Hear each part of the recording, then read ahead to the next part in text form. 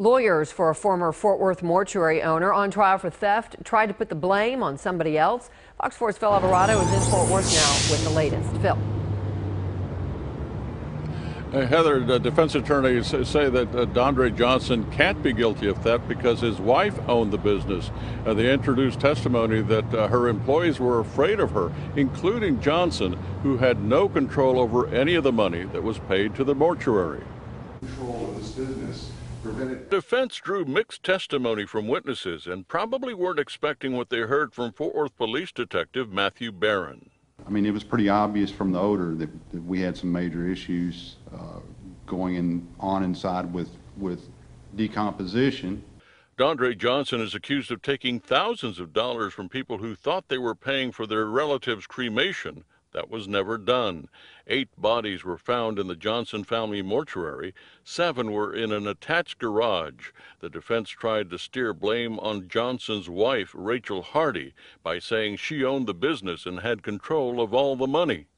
If someone wanted to do something on the account but they're not on the account and they just say that they're the spouse, we would not allow that.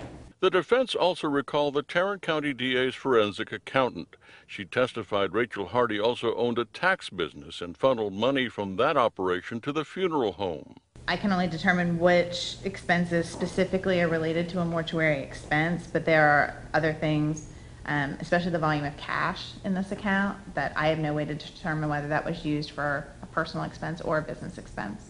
Another angle to the defense strategy was positive testimonial. One customer said she trusted the Johnson family mortuary and used them for the funerals of 4 relatives. I would not have placed my husband's body with them if I thought so. Certainly my father. But we had, all I ever knew was that they always did an excellent service. But that testimony came after the jury had already heard Detective Barron give a very different point of view. They had paid for something to happen with their loved one, and then they're sitting in a garage rotting away. The defense wraps up with a couple more witnesses in the morning, then final arguments, and then the case will go to the jury. Now, if there's a conviction in this case, this is a state jail felony that carries up to 2 years in prison. Heather? All right, Phil Alvarado in Fort Worth. Thank you.